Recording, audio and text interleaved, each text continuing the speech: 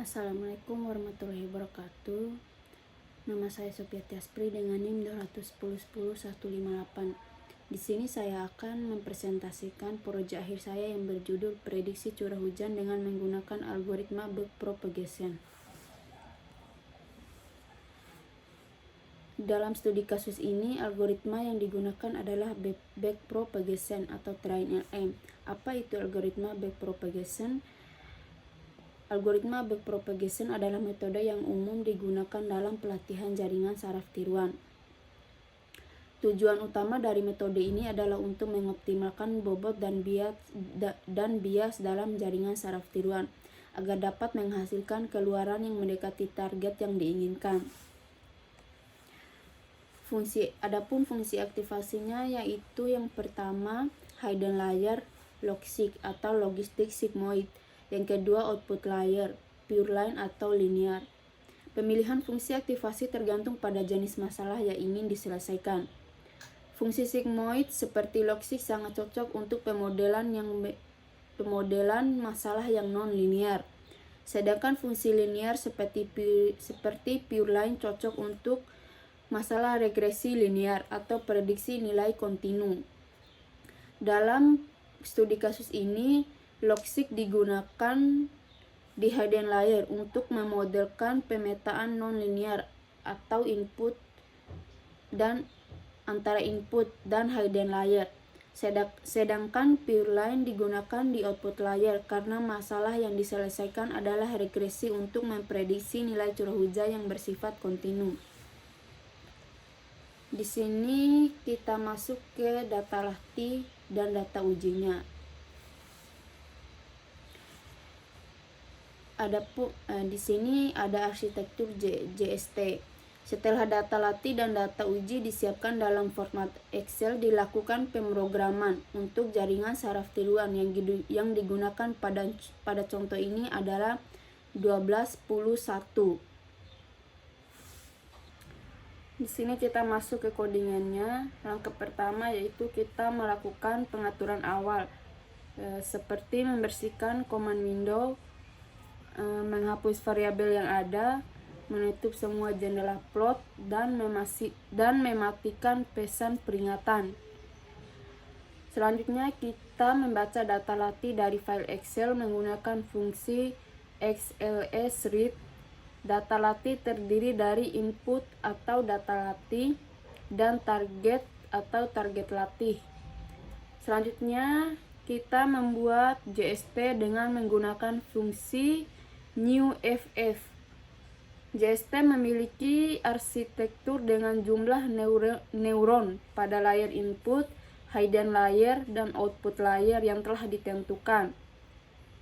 Selanjutnya kita mengatur parameter pelatihan JST seperti fungsi performansi, target MSE, tampilan pelatihan, jumlah iterasi, momentum, dan laju belajar.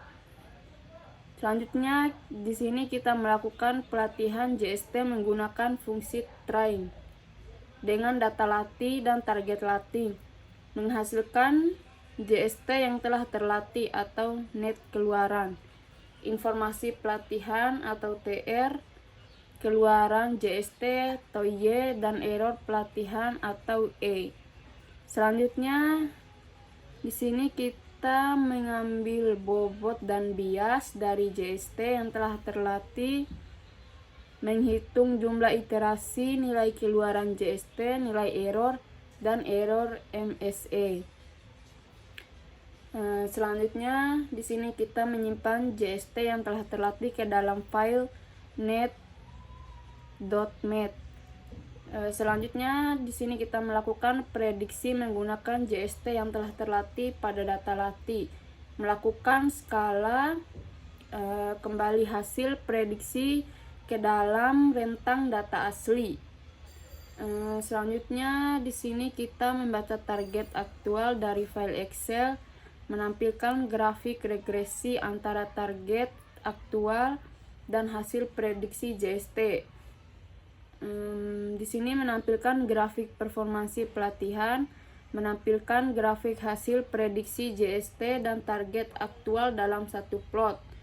menampilkan nilai MSE sebagai informasi performansi. Di sini kita masuk ke codingan selanjutnya, yaitu ada hasil prediksi.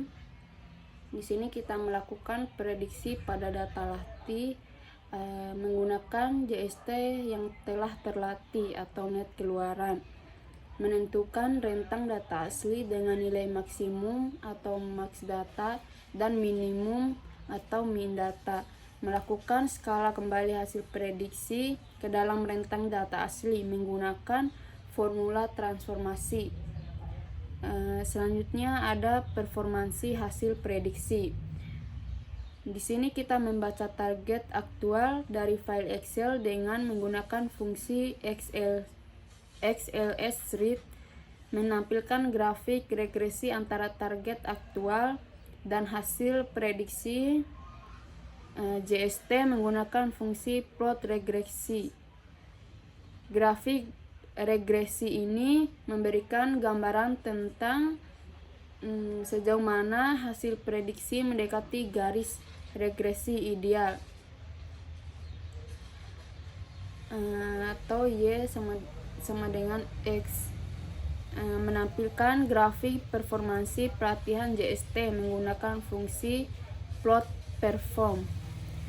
Grafik ini menunjukkan penurunan nilai error, mean squared error atau MSE selama iterasi pelatihan JST.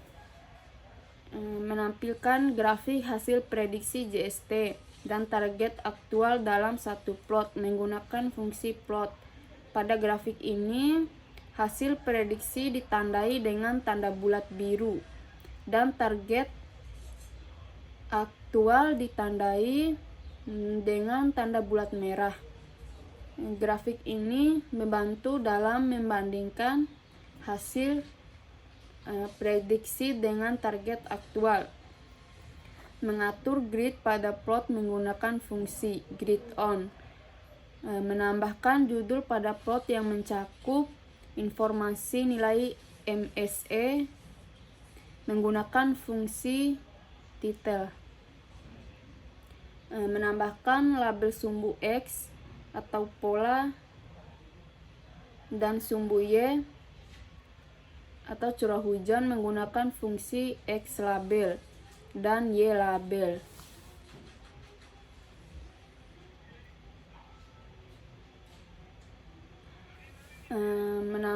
Selanjutnya menambahkan legenda pada plot untuk membedakan antara keluaran BPNN atau hasil prediksi dan target menggunakan fungsi legend.